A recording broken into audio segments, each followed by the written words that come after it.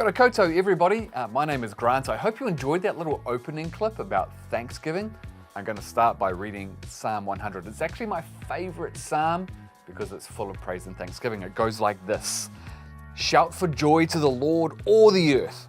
Worship the Lord with gladness. Come before him with joyful songs. Know that the Lord is God.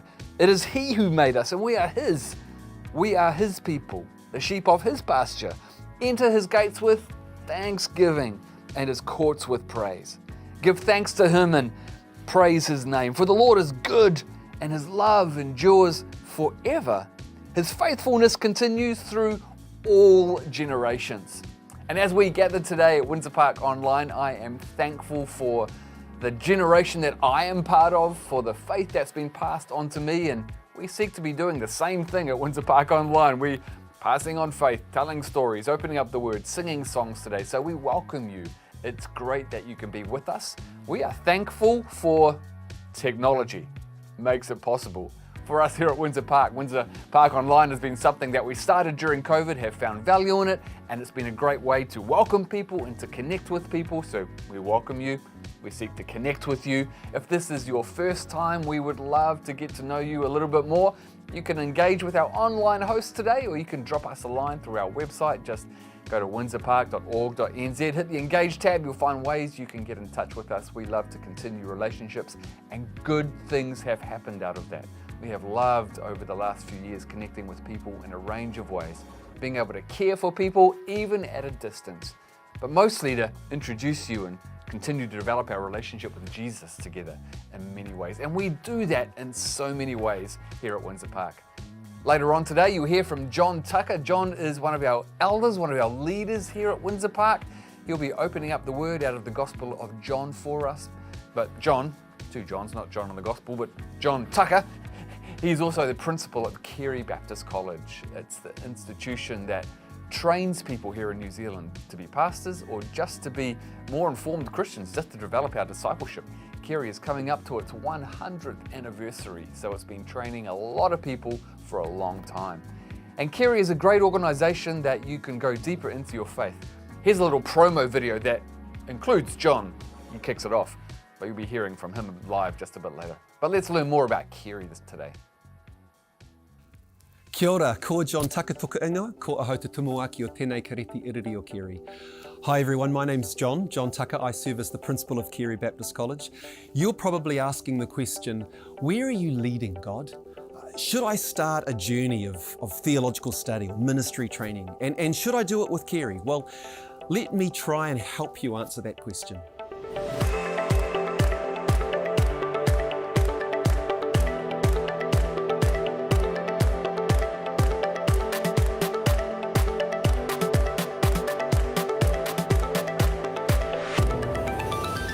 At Carey, we believe that Christian life and ministry leadership involves not just knowing certain things. It certainly involves that, deep biblical convictions, but alongside that, it requires robust ministry skills and a mature Christian character, deep spirituality. So that's why at Carey we provide a range of formational pathways. Alongside the academic programs, you'll experience formation in pathways that involve intensive personal mentoring on the one hand, but also supervised ministry experiences on the other. And together, they will form you for Christian life and leadership.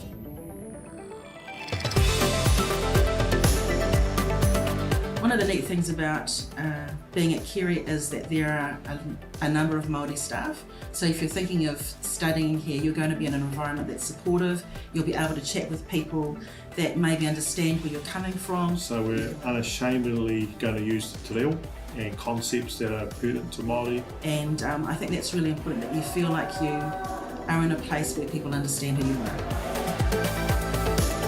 We have students that come in that have already done their undergraduate degree in some other discipline.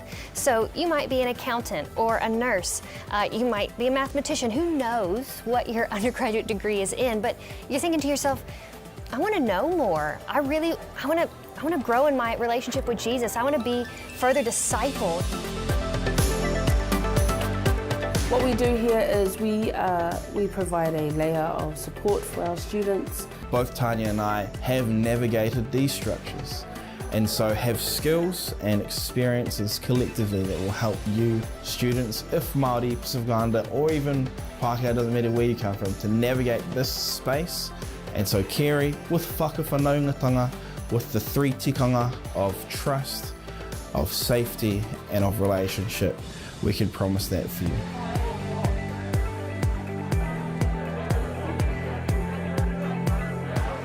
So I don't know where you're at right now, but maybe you're thinking that God is prompting you to know Him more deeply, to do some study.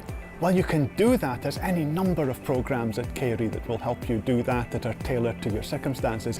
Jesus is about taking people where they're at and giving them the gifting and the training and the calling to be workers in the harvest field. Journey with Kerry, and you will encounter a gospel that is centered on the person of Jesus.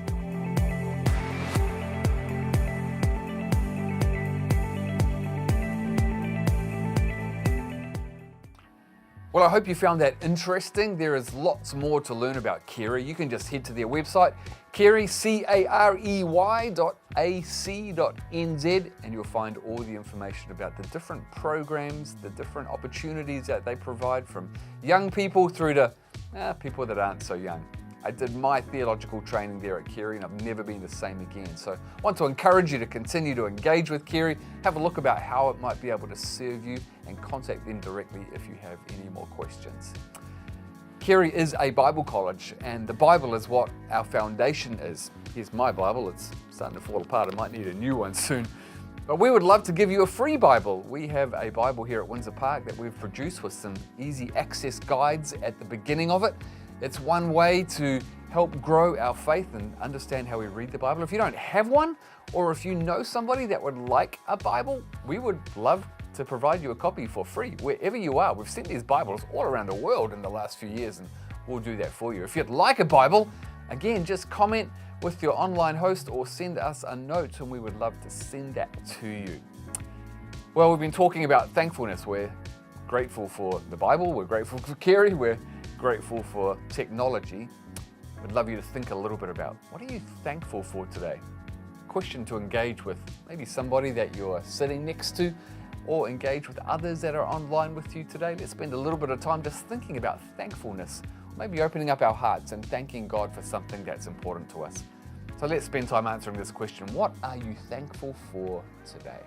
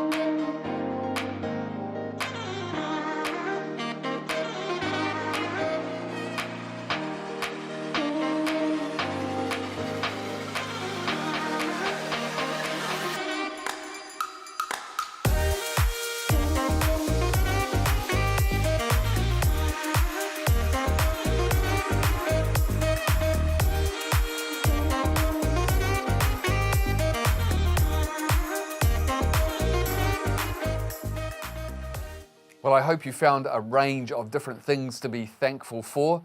Living in Auckland like I do, I've been super thankful this week that it hasn't rained much. I mean, it's rained all year for those of us that live in Auckland, but over this last week, there were hours on end without it raining, even maybe a day or two. But I'm thankful for the natural environment that we get to live in wherever we are, grateful for the world that God created. Even with its flaws, it's a beautiful thing, and I get to spend some time being thankful for that.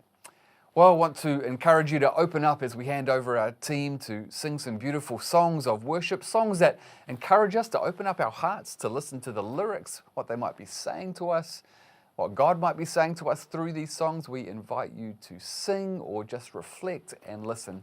And then after that, as I said earlier, John Tucker will speak to us. He'll be opening up into the Gospel of John, so make sure that you have your Bible, and we look forward to hearing from him. Let's cross to our team now and enjoy some music together.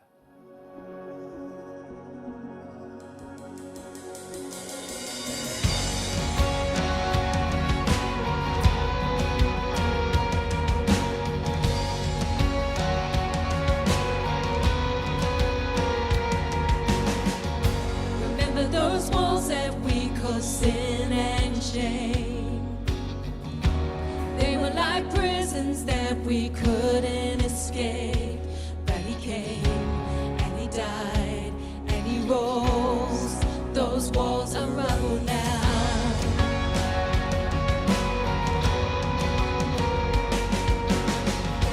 Remember those giants we call death and grave. They were like mountains that stood in our way. But he came and he died and he rose. Those giants are dead now.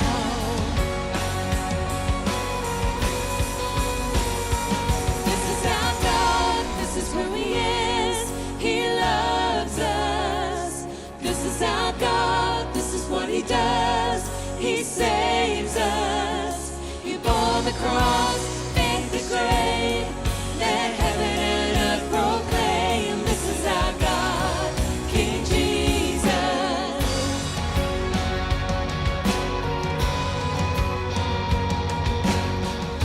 Remember that fear that took our breath away. Faith so weak that we could barely pray. But he heard every word, every whisper.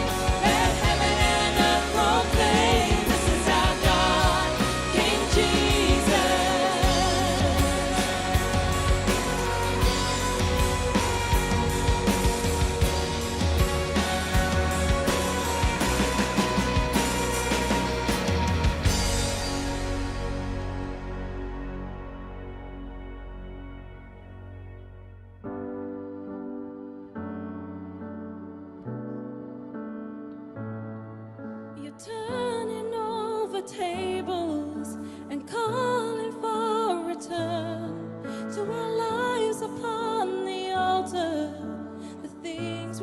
at first. You're cleaning out the temple, you're cleaning out the dirt. We are your territory, Lord, we are your church. We are your people, you are our God. We are your temple, make us holy like you are.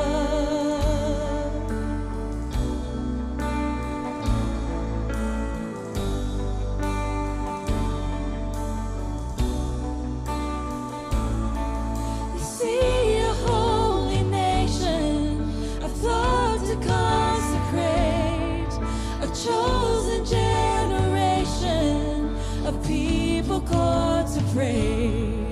So help us, God, to please you where only you can see. For every moment matters in eternity. We are your people, you are our God.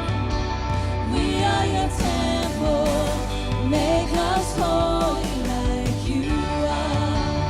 We are your children, you set us apart. God, for your glory, make us holy like you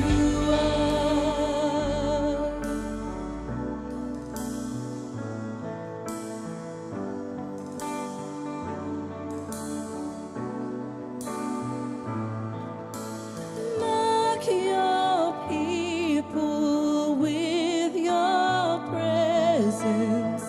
Make us a place where you delight to dwell. May we heed your hand's correction. Oh Lord, our shepherd, you do all things well. Your love as firm as it is tender. Your love is perfect and your judgment's true. As we run to re-surrender, you will restore what we return to you. You are restoring as we yield anew. We are your people, you are our God. We are your temple, make us holy like you are. We are your children, you set us apart. God, for your glory, make us holy like you are.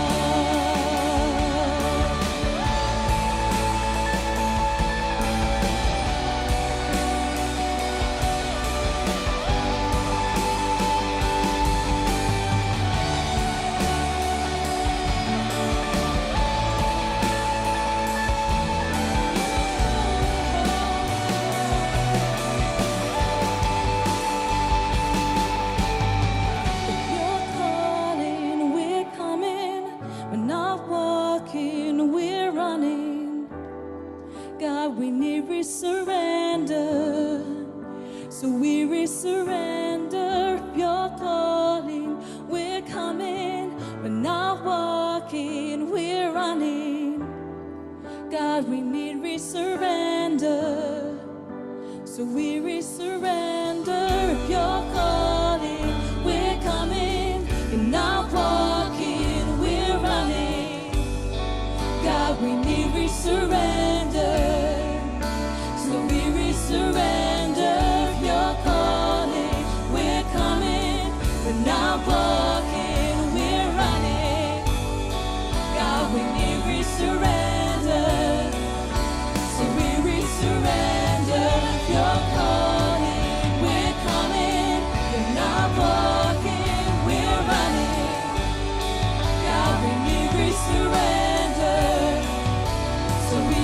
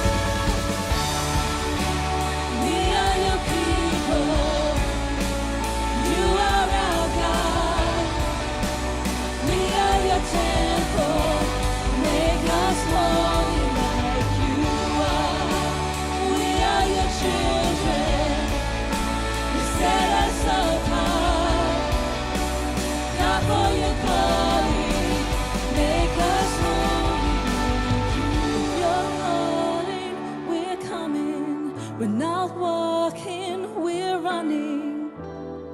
God, we need surrender. So we surrender. If you're calling, we're coming. We're not walking, we're running. God, we need surrender. So we surrender.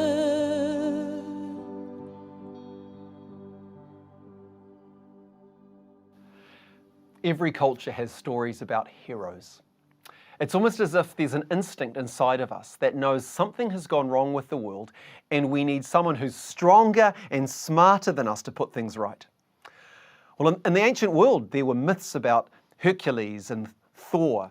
In the Middle Ages, there were legends about King Arthur or Robin Hood.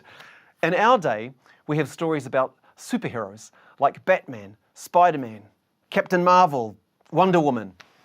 As a kid, my favourite was Superman. I wanted to be Superman. I wanted to be faster than a speeding bullet. I wanted to be stronger than a locomotive. I wanted to be able to fly. But most of all, I wanted Superman's chest. That magnificent Superman chest with the great big red S on it. Probably because I've never had that kind of chest, the kind of chest that would accommodate such a curvy letter. A less curvy letter perhaps, like an I or a lowercase L. But that's by the by. In Jesus' day, Israel was waiting for a Superman. They called him Messiah, the Anointed One. And they expected him to be a powerful king who would defeat Israel's enemies in battle and put everything right. Their hero. And the central claim of Christianity is that Jesus is the Messiah, the King, the hero who has come to fix this world. He's the Anointed One in whom all our deepest hopes and longings are fulfilled. Our true hero. This morning, I'd like to spend some time focusing on him, on who Jesus is and what he came to do. And let's do that by reflecting on a remarkable story in John chapter 11. Now, this story is about two sisters, Mary and Martha, and their brother Lazarus. They lived in Bethany, which is just a little village in Judea, just out of Jerusalem. And they were three of Jesus' dearest, closest friends. He loved them. So one day when Lazarus was seriously ill, with his life hanging in the balance, his sisters send word to Jesus with this message: Lord, the one who you love is sick. Now, understandably, Jesus says to his disciples, let's go back to Judea. But they say, Rabbi, a short while ago, the Jews there tried to stone you. The authorities in Jerusalem want Jesus dead, and he knows this. But he heads to Bethany anyway. Let's pick the story up at verse 17 and see what we can glean from Jesus' encounter with Martha, Mary, and Lazarus. Verse 17, on his arrival, Jesus found that Lazarus had already been in the tomb for 4 days. Now, this is significant. The Jews believed that for 3 days the soul of a dead person remained near the body, hoping to re-enter it. But by the 4th day, with the body decomposing, the soul departed.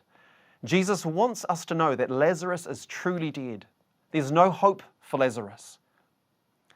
Verse 18, now Bethany was less than 2 miles from Jerusalem, and many Jews had come to Martha and Mary to comfort them in the loss of their brother. When Martha heard that Jesus was coming, she went out to meet him, but Mary stayed at home. Lord, Martha said to Jesus, if you had been here, my brother would not have died. But I know that even now God will give you whatever you ask. Jesus said to her, your brother will rise again. And Martha answered, I know he will rise again in the resurrection at the last day. And Jesus said to her, I am the resurrection and the life. The one who believes in me will live even though they die. And whoever lives by believing in me will never die. Do you believe this? Now, this is an astounding claim. I mean, Jesus is saying, I am the Lord of life. I am the source of life. In other words, I am God. A lot of my friends would say, I really admire Jesus' teaching. I love your enemies, that kind of thing. Jesus was clearly a great moral teacher, but I don't believe he's God. I think many people in New Zealand would say the same thing. But it's not intellectually honest to say that, because if, as this text says, Jesus claims to be God, it demands a much more radical response. As C.S. Lewis once famously said, you only have three options. You can either denounce him as a liar, reject him as a lunatic, or fall down and worship him as Lord because he's God. There are only three choices. What you can't do is say moderately and tolerantly, he was a wise teacher. The story doesn't allow that because here Jesus claims to be God with power over death. And think for a moment about what that means. If Jesus is God, if he wields power over death, then he can bring good out of every death, out of every difficult and painful experience. Look at a man like Charles Colson. He was a hugely successful lawyer, served as special counsel to President Nixon in the White House. But in 1974, he pleaded guilty to charges relating to the Watergate scandal, and he ended up in prison for 7 years, the darkest moment of his life. But before going to prison, he turned his life over to Jesus, inviting Jesus to bring something good out of his great failure. And Jesus did. Out of the ashes of that man's weakness and brokenness emerged Prison Fellowship, the world's largest prison ministry, which today brings love and support in about 80 different countries to hundreds of thousands of prisoners and their families. And Charles Colson says, the real legacy of my life was my biggest failure. That I was an ex-convict. My great humiliation, being sent to prison, was the beginning of God's greatest use of my life. What's your great humiliation? Where are you confronted with brokenness and pain? Look to Jesus. Invite him into that pain. He can breathe new life into that dead relationship. He can give you power to rise above that addiction. He can transform that situation at work. He can bring good out of your greatest mistake. Jesus is God. But that doesn't fully explain who he is. Look at what happens in the next interaction. Verse 28. After she had said this, she went back and called her sister Mary aside. The teacher's here, she said, and he's asking for you. When Mary heard this, she got up quickly and went to him. Now Jesus had not yet entered the village, but was still at the place where Martha had met him.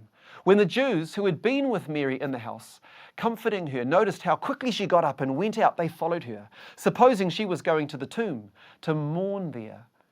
When Mary reached the place where Jesus was and saw him, she fell at his feet and said, Lord, if you had been here, my brother would not have died. And when Jesus saw her weeping and the Jews who had come along with her also weeping, he was deeply moved in spirit and troubled. Where have you laid him? He asked.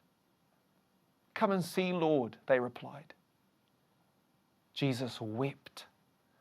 And then the Jews said, see how he loved him. The word translated wept does not mean quiet and polite sniffling.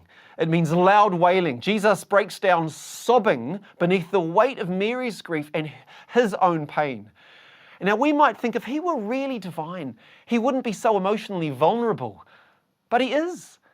In Jesus we see divine power joined to human weakness. This story suggests that Jesus is both fully divine and fully human. No other religion agrees with this. No other religion believes that the transcendent creator, the author of life, became a weak, limited mortal who felt the full horror of death. It's unique to Christianity, and it's uniquely comforting. When I was a student at Carey, I remember reading the work of Nicholas Wolterstorff, a philosopher, professor of philosophy. He lost his 24-year-old son, Eric, in a climbing accident. And Wolterstorff later wrote a book called Lament for a Son, in which he traced the anguish of his loss as he struggled to come to terms with it. And this is what he wrote. He said, there is a hole in the world now. In the place where he was, Eric, there's now just nothing. Only a gap remains. The world is emptier. My son is gone. Only a hole remains, a void, a gap never to be filled. I've become an alien in the world. I don't belong anymore. I buried myself that June day. It was me those gardeners lowered on squeaking straps into that hot, dry hole. It was me on whom we shoveled dirt. It was me we left behind. Sometimes I think that happiness is over for me. But he also wrote this. He said, I found comfort in the realization that God did not strike some mighty blow of power, but he sent his beloved Son to suffer like us, and through his suffering to redeem us from suffering and evil. Instead of explaining our suffering, God shares it. He loves us enough to enter our pain. And it's this paradox that Jesus is both divine and human that in my mind makes him so beautiful, so remarkable. He is the sovereign ruler of the universe, and yet he's absolutely approachable. He's infinitely powerful, yet he's incredibly humble. He's absolutely perfect, yet he's always understanding. He's unbelievably strong, yet he's so tender and gentle. He is lion and he is lamb. He's God in the flesh. He understands, in other words, he understands your weakness. He sees your struggle. He feels your pain. He grieves with you. But of course, this leaves us with a question. Why did he do it? Why did absolute power have to enter into our weakness? Well, let's go back into the text. Verse 38 says that Jesus, once more deeply moved, came to the tomb. It was a cave with a stone rolled across the entrance. Take away the stone, he said. But Lord, Martha, the sister of the dead man, said, by this time there's a bad odor, for he's been there 4 days. And then Jesus said, did I not tell you that if you believe, you will see the glory of God? So they took the stone away. And Jesus looked up and said, Father, I thank you that you have heard me. I knew that you always hear me, but I said this for the benefit of the people standing here, that they may believe that you sent me. And when he had said this, Jesus called out in a loud voice, Lazarus, come out! The dead man came out, his hands and feet wrapped with strips of linen and a cloth around his face. And Jesus said to them, take off the grave clothes and let him go. The word translated deeply moved means to bellow with anger, to roar with fury. Jesus is absolutely furious. He's angry. He's outraged. Why? Well, Dylan Thomas once wrote, do not go gentle into that good night. Rage against the dying of the light. Jesus is raging against death. He's looking into the tomb, staring into that dark hole of death, and he's outraged. He didn't make a world filled with sickness and suffering and death. He hates these things and the evil that causes them. So you might ask, if Jesus is that unhappy with the world as it is, why doesn't he just sweep all the evil away? Because so much of the misery and death in the world is caused by the evil in our hearts. There's more selfishness and pride in our hearts than we want to believe. You may have heard about that study that measured how long it takes the average person to leave a car park. Guess how long it takes the average person to unlock their vehicle, get in, start the engine, check the rearview mirror, and leave the parking space? About 25 seconds. But guess how long it takes people to vacate the parking space if someone is waiting for their space? Not 25 seconds, but 30 seconds. And if the car waiting honks their horn in impatience, close to 40 seconds. There's something fundamentally rebellious and selfish about the human spirit. Alexander Solzhenitsyn was right when he said that the battle line between good and evil does not run between nations, it runs through the heart of every person. So if Jesus had come to earth with the sword of God's wrath against evil, none of us would have been left to tell the story. As Tim Keller says, Jesus did not come with a sword in his hands, thankfully. He came with nails in his hands.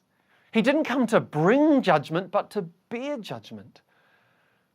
Later in this chapter, the religious leaders, they realized that this miracle, it's made Jesus more popular than ever. And so they convene a council meeting and they decide that, in their words, it's better that one man die for the people than that the whole nation perish.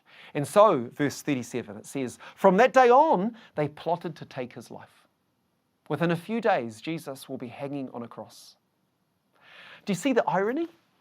In the words of Keller, the only way for Jesus to bring Lazarus out of the grave was to put himself in the grave. The only way for Jesus to interrupt Lazarus' funeral is to summon his own. The only way for Jesus to give us life is to lay down his own life, to take our sin, our evil upon himself and bury it in the grave.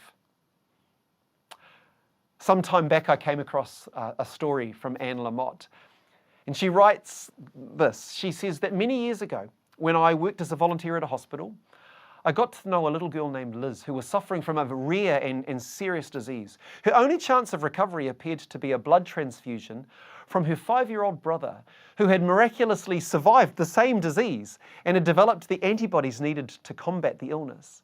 And so the doctors explained the situation to her little brother, and they asked the little boy if he would be willing to give his blood to his sister. And Lamott says, I saw him hesitate for only a moment before taking a deep breath and saying, yes, I'll do it if it'll save her. And as the transfusion progressed, he lay in bed next to his sister and he smiled, as we all did, seeing the colour returning to her cheek. And then his face grew pale and his smile faded. He looked up at the doctor and he asked with a trembling voice, will I start to die straight away? Being young, this little boy had misunderstood the doctor. He thought he was going to have to give all of his blood in order to save his sister. And yet he was willing, as was our Creator. In Jesus Christ, God came to our rescue. In his death and his resurrection, he demonstrated that he can bring life out of any death. He demonstrated that he understands your weakness. He feels your pain. And he demonstrated that he is for you. He is for you, and he's willing to transmit his life, his goodness into you. So give him that broken relationship. Give him that secret addiction. Give him that desperate struggle. Give him that massive mistake. Give him that challenge at work. Give him that dream to which you cling. Give him your loved one. Give him your life. Trust him with it. One day at the end of time, he will make all things new. His creation will be perfectly restored. Sickness and sin and selfishness and sadness will be no more, because Jesus truly is the great hero, the one in whom all of our deepest hopes and longings are fulfilled. Amen. Well, thanks, John, for opening up the word for us. There are so many good things about Jesus that John mentions at the end there, so many good things that he can do for us. And we are grateful for Jesus, that the Father sent Jesus into our world. John 3:16, that great scripture that we know. For God so loved the world that he sent his only Son into our world so that we might enjoy all the good things that John has spoken about. So rich for us, so life transforming for us. I'd love us to listen to a song that was written just a few years ago by a songwriter called Chris Tomlin. And it's a song called Good, Good Father. And I really love this song because it just gives us the space to think about all the goodness of the Father, but the good things that he has done for us through Jesus as well. It flows on from what John has been speaking about. So again, I would encourage you to just spend some time listening to these lyrics. You're, of course, very welcome to sing along if you would like to. But to really hear what God might be saying to you, what are the good things that you can recognize in him? What are the good things that you can be thankful for today? Let's allow ourselves that time to be transformed a little bit, to be focused on goodness and thanksgiving. So let's listen to the song by Chris. Such a beautiful song. That's one of those songs for me that just goes round and round in my head, and I'm sure it probably will for the rest of this week. We want to thank you for joining us at Windsor Park Online today. It is our pleasure, as always, to host you. We want to recommend a reading plan to you to continue to think about what we have covered today. And the reading plan is an easy one to remember because it's the same name as the last song that we have just heard, Good, Good Father. It's a plan actually written by Chris Tomlin about the song that he wrote. So it helps us continue to identify the good things that God has done for us, to find our place in that, to find our identity in the hands of a Father who is good to us. So again, thanks for joining us. Enjoy the reading plan. Enjoy your week. Get in touch should there be anything that we can continue to help you with or serve you with. And God bless.